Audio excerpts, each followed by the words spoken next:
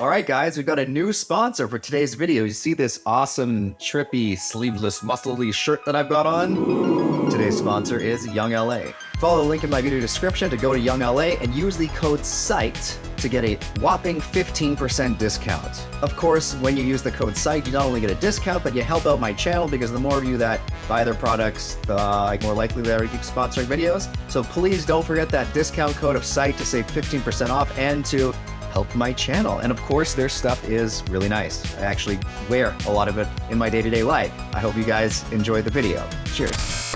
All right, due to popular demand, what we're gonna do today is review one of the train wreck experiences from Arrowwood on my man Salvia. Now, Salvia is like the Dark Dimensions version of DMT. It's like DMT from hell. It has kind of similar effects, but instead of filling the user full of positivity, love, and warmth, they are injected full to the brim of terror, overflowing with fear. And there was this whole era on YouTube filled with people posting themselves giving their friends who didn't realize how intense it was Salvia, telling them, oh, it's just like weed. Meanwhile, it is nothing like cannabis. Nothing at all. So what I'm going to do in this series, as always, I'm going to read the experience online, and I'm going to basically tell you if they followed safe substance use, what they could have done to prevent whatever havoc they've caused, how they could be safer with their use. And I do need to emphasize that this series is not done to promote or glorify the use of any compounds. Instead, we're doing this to help educate and keep all of you guys safe. It is being done in the name of harm reduction. Without further ado, let's dive headfirst into this Salvia story. So we've got trapped in 2 dimensions,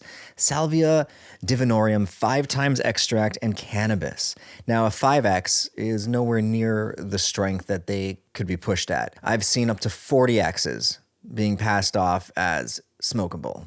And I don't know about you guys, but that's insane. I would not touch that shit. Anyway, let's go. So, I smoked about 1/5 grams of 5x salvia in a pipe. Well, this guy gets right to it. After about 5 minutes after I had decided that the salvia had no effect on me, my friends and I, the others had not smoked salvia and were acting as sitters, decided to smoke some weed.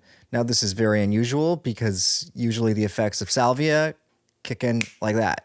It's almost instant, like, I don't know, within 10 to 30 seconds. So the fact that he had time to sit down and smoke some weed is a little suspect. I took 2 very heavy hits from the pipe and disappeared.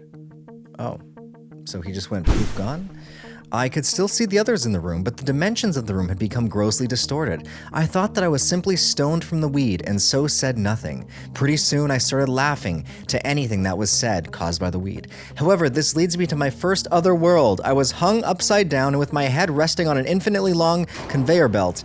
Everything was black, and the conveyor belt was just the outline of a conveyor belt, 2 white lines stretching off into nothingness. This reminds me of Salvia Droid's pictures. This picture right here with a conveyor belt.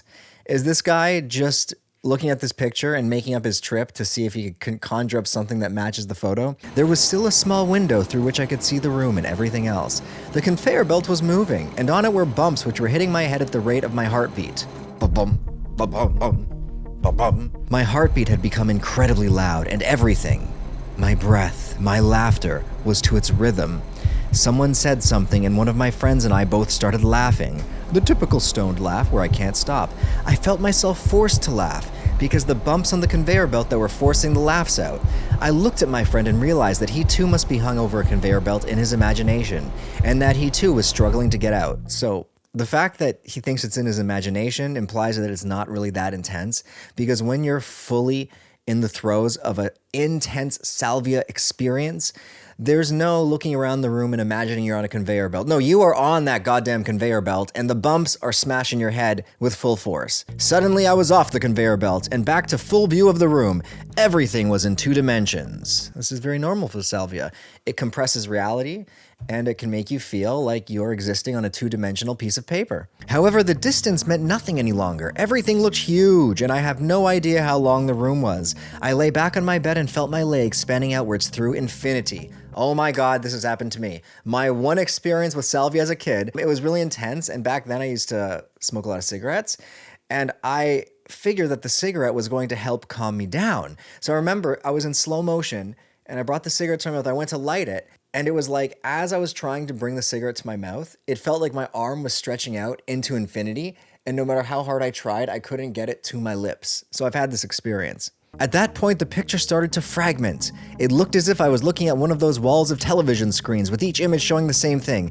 I think that the images were all in 2 dimensions, but they were rapidly becoming too small to see. I kept zooming away from the wall of screens, which could either look concave and bending over me or convex and like it would turn into a huge wall of images. It's difficult to say which. At this point, I finally realized that I was under the Salvia. I felt as if it had trapped me within it. There was a roaring in my ears and the wall of television screen started to go fuzzy and blur out. Out of this blur, every single small image of the real world, like a window on a computer, cleared up and I could see the room again. I managed to force out a call for help in a voice that was not my own. Help me!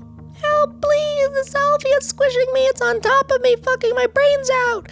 I was trapped inside the Salvia, but I could control the body that was out in the real world enough to call out, "Help!" I managed to get my friends to call 911 and to splash water over down. Splash water over down. Okay. I can't remember if they did or not, as I could feel nothing. Suddenly, I could feel the cold air from the open window behind me hit me and everything started to clear up. The room reverted back to 3 dimensions and I lay back panting. I started telling my friends what I had seen, but I couldn't describe it. As I was speaking, however, I could feel myself dipping back in. The 3-dimensional images started to slide over each other again and reverting into the 2-dimensional world. My mind was detached from this world and I was seeing it all in a huge screen. On a screen, however, things look like they are in 3 dimensions, even though they are in 2 dimensions. Trippy. This really was 2 dimensions. Cardboard cutouts of people of impossible sizes overlapped each other. My location in space no longer made any sense either. I was just here. Everything else was a picture that moved as I moved. Places didn't mean anything anymore. My friends helped me up and moved me down the room to wait for the police. The fuck is this guy calling the police for? I guess in the States, the police come with ambulances? That's weird. In Canada, at least you just get a damn ambulance. There's no police with them. I was able to walk, but only because I was walking in my own world. I controlled a huge body detached from this 2-dimensional world that I could see about 3 feet away from me. Steps were easy. They were just a flat path on which I knew to put my feet between the line. When the police came, my other body knew how to answer their questions. I couldn't tell them about the 2-dimensional world or ask how come 20 of them seemed to be able to fit in such a small room. There were only 3, I think. I didn't tell them that I was shaking so much because I was scared and panicking, though I was obviously just shaking so much because of the drug. I couldn't believe that the whole world wasn't shaking to my shakes, which I could feel pulsing through my body. I knew how to behave because I could see myself as others saw me. This wasn't quite an out-of-body experience. Rather, I was watching the imaginary me who would be there were he not trapped in Salvia. I could see him watching the real world as if on a screen and answering the right questions. The next thing I knew, I was on a stretcher and inside an ambulance. Since space meant nothing to me, it wasn't really me that had moved, just the rest of the world. They put an oxygen mask or something on my mouth and started to get really dry. Soon my mouth was the only thing in my body, and it felt like a dry rock. There was just my mouth in the world and the oxygen mask. I started imagining a rocky desert landscape around my mouth, and don't know now whether I really saw that or just imagined it at the time, or whether there is a difference. I have no recollection of the trip from my house to the hospital, though I am certain that I was conscious in my own way. I remember being lifted from my stretcher to the hospital bed, and then all of a sudden there was no one there. Okay, so I just gotta pause for a second. The duration of this experience is astronomically fucked up and wrong. So he had enough time after he smoked it to smoke some weed. Already red flags. After that, they had time to call the ambulance, wait for the ambulance to get there, get him in the ambulance after asking questions, and now he's at the hospital. Salvia lasts like 5 to 15 minutes. The only explanation would be that the cannabis stretched out the experience, making it, I don't know, 5 to 15 turn into like 30 minutes to an hour? Like, how long does that actually take? Like, smoked it, decide to call ambulance. We're probably at like at least 20 minutes. Wait for ambulance, another 10, 30 minutes. Ask questions, go in ambulance, like another 20 minutes. Get to the hospital, at least another 20 minutes. We're well over an hour here. This just does not seem plausible. Now, I'm not saying it's impossible because all of these compounds can affect everyone in a very different way.